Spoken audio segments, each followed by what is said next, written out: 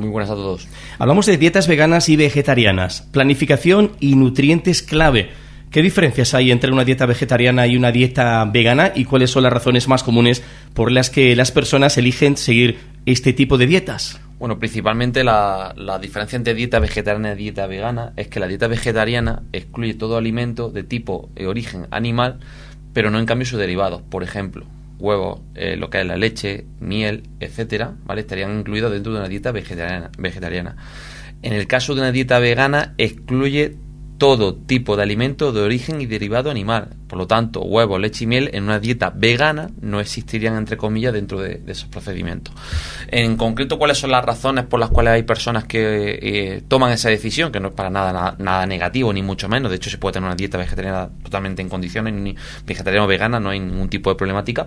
Es que puede haber razones éticas, por el tema de, entre comillas, el sufrimiento animal o relacionado con los derechos animales, un poco. Ambientales también, porque al final el consumo de la proteína de origen animal va a contraer una mayor cantidad, entre comillas, de contaminación respecto a la misma producción de la misma proteína, pero de origen vegetal.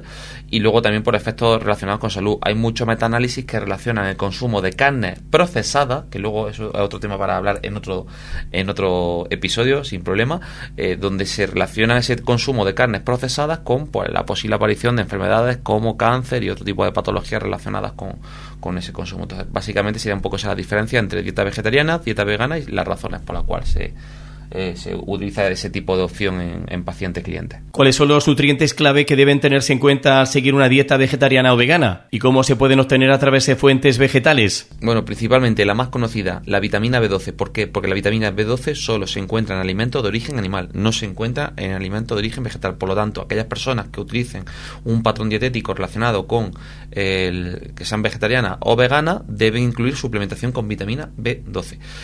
Otro tipo de elementos, pues, por ejemplo, las proteínas, aunque no quiere decir que una persona que tenga una dieta vegetariana no pueda tener un buen consumo de proteína, pero obviamente las facilidades para su obtención van a ser un poco distintas en cuanto a cantidad de densidad nutricional, por así decirlo, respecto a una dieta entre comillas omnívora, por así decirlo.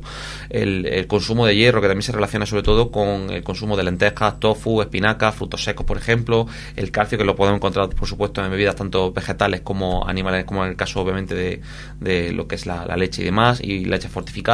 El omega 3 también, que se relaciona, por ejemplo, que está presente en semillas de lino, chía, nueces. De hecho, por ejemplo, en muchos filetes de merluza, salmón, es bastante rico también en este omega 3. Entonces, sería principalmente un poco los nutrientes que debemos tener en cuenta un poco en el seguimiento, pero principalmente la vitamina B12 como componente principal, ya que se necesita una suplementación para ello. Hablemos de planificación. ¿Cómo se puede planificar una dieta vegetariana o vegana equilibrada para asegurar que se cumplan todas las necesidades nutricionales? Pues principalmente destacaría 3 puntos. Por un lado, la variedad. ¿Por qué? Porque la gente piensa que una dieta vegetariana o vegana es todos los días comer ensalada, o solo comer ensalada César y ensalada murciana y ya está, y de ahí no salimos. Es decir, hay muchísimas alternativas y muchísimas recetas relacionadas con este tipo de nutrición y alimentación. Por otro lado, la importancia de generar esa suplementación con la vitamina B12. Si cogemos un patrón dietético y no suplementamos con vitamina B12 y no se consume ningún producto de origen animal en concreto, donde pueda estar presente esta vitamina, cuidado que puede haber problemas relacionados con desarrollo y aspectos relacionados con las funciones vitales. Y luego, por otro lado, también esto, ¿qué sería lo ideal? Que esté asesorado por especialistas, por nutricionistas. Un patrón dietético vegetariano no es para tomárselo ni mucho menos en broma, y sobre todo porque tiene que ser aspectos clave desde el punto de vista de que con una dieta vegetariana también se puede comer mal. Por ejemplo, una vegana, un donut es vegano, si nos ponemos a pensarlo. Sí. Hay bollería que es totalmente vegetariana y vegana, no tiene ningún tipo de, entre comillas, alimento animal. Entonces, claro, ahí está un poco donde también no por ello, por pensar que es vegetariano o vegano ya es todo saludable, sino que también las elecciones dentro de esos patrones pueden ser claves en ese sentido. ¿Cuáles son algunos de los desafíos más comunes al adoptar una dieta vegetariana o vegana y cómo se pueden superar? Pues principalmente nos encontraríamos con el proceso relacionado con el consumo de proteína, es decir, cuál es la cantidad de proteína que tengo que tomar en base a mi actividad física, en mi estado diario, qué fuentes son las que elegimos, porque claro, podemos tener distintas fuentes de proteínas, pero que tengamos el aminograma completo es la clave. ¿Qué es el aminograma? El conjunto de aminoácidos, ¿vale?, que tenemos por cada proteína, por así decirlo, cada alimento. Necesitamos que tengamos un aminograma rico. ¿Por qué? Porque cuando queremos hacer cualquier tema relacionado con nuestras funciones y demás, el cuerpo necesita que estén presentes todos los aminoácidos posibles. Si hay deficiencia de algún aminoácido, hay algunos tipos de procesos que no se pueden completar totalmente para que lo hagamos y los podamos simplificar un poquito desde el punto de vista del desarrollo evolutivo, por así decirlo, el desarrollo orgánico, ¿vale? Entonces, principalmente, deberíamos contarnos con ese macronutriente en concreto. Obviamente, hidrato de carbono se pueden obtener, entre comillas, fácilmente. No solo tienes que irte a la pasta, a la patata, al arroz, o sea, sabemos que son productos de origen, entre comillas, vegetal, perdón, en este aspecto. Y luego, principalmente, todos los oligoelementos relacionados con esos macronutrientes. Que normalmente, lo que son las lecciones un poco de los patrones dietéticos en ese sentido, no suelen ser deficitarios en vitaminas normalmente, entre comillas. Pero principalmente tenemos que fijarnos en eso. Y luego, aspectos importantes, pues ese patrón, adaptarlo o tenerlo secuenciado en un patrón social. Es decir, cuando tú sales, que tengas opciones vegetarianas, obviamente para tomar cuando sales con unos amigos, unos compañeros, colegas, etcétera. Hoy en día prácticamente es raro un restaurante que no tenga productos veganos vegetarianos ya hoy en día. Habrá restaurantes más especiales y menos especiales, pero como digo, sería un poco la alternativa o aspecto a tener en cuenta un poco en cuanto a nutrientes y aspectos sociales.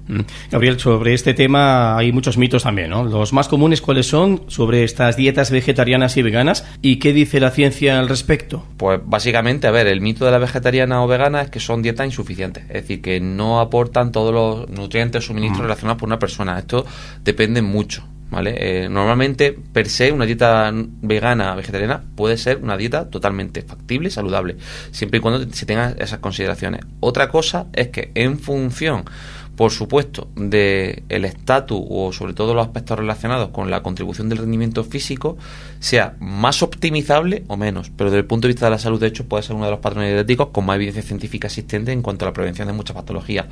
En concreto, la realidad es que podemos tener combinaciones, como en el caso de la proteína, de distintos tipos de proteínas, como puede ser la proteína combinada de guisante, lenteja y garbanzo, la cual puede tener un micrograma perfectamente equivalente al del huevo, por ejemplo, que es una de las proteínas más completas que existen hoy en día. Entonces, pues esa es un poco la idea, que no tenemos que asociar dieta vegetariana con este hombre va a pasar hambre o este hombre va a tener una deficiencia, sino todo lo contrario, puede tener una gran cantidad de nutrientes y micronutrientes al respecto, pero tenemos que tener en cuenta esa consideración de la vitamina B12, es clave. Es que eso es la única, entre comillas, pega que tiene un poco el patrón de las dietas veganas y vegetarianas.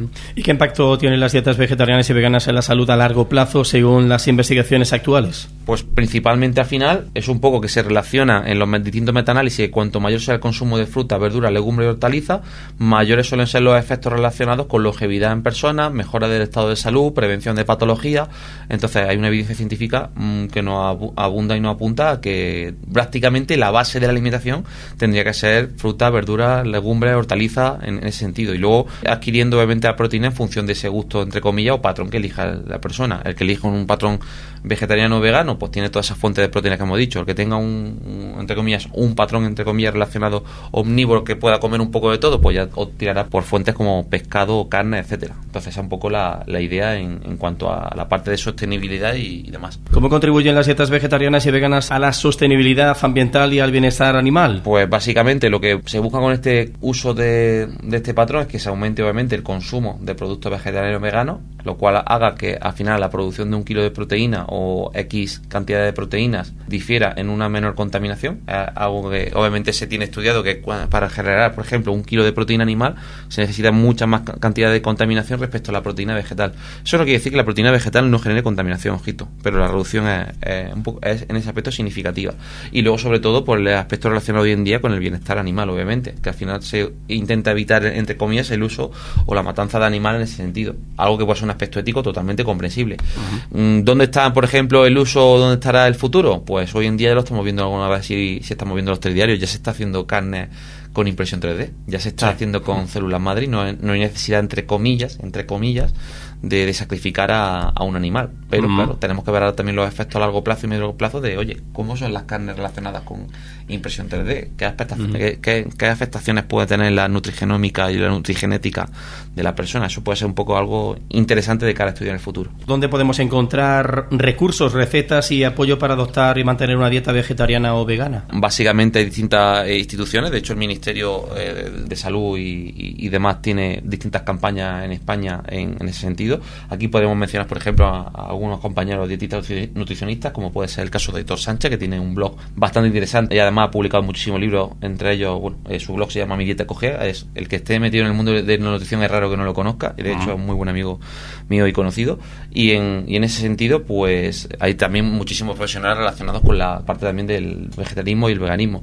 Creo que puede ser un patrón bastante interesante y que para todo ese tipo de opciones que las personas pues estén pensando, pues puede ser algo totalmente sostenible a medio, corto y largo plazo. Perfecto. Pues Gabriel, ¿algo más que añadir a esta entrevista para hablar de dietas veganas y vegetarianas? Nada, que aparte de lo que hemos comentado anteriormente, que se echen un vistazo a la literatura científica, que hay ahí millones de artículos para aburrirse y entretenerse y leer y estudiar y poco más, que en principio es un tipo de patrón que puede ser interesante y para aquella persona que quiera tomarlo, que lo haga siempre con profesionales que puedan ayudarlas en ese asesoramiento, que al final hagan una buena decisión en torno a la toma de ese patrón. ¿Dónde te podemos encontrar? Bueno, pues ya sabéis, en redes sociales, en el canal de YouTube, o sea, yo creo que ya que a partir de ahí ya, con que metan el nombre Gabriel Garrido, yo creo que ya sale todo directamente, no hace falta profundizar nada más. Muy bien, pues ponte al día con Gaby, con dietas veganas y vegetarianas hoy. Gracias y hasta el próximo capítulo. Nada, a vosotros.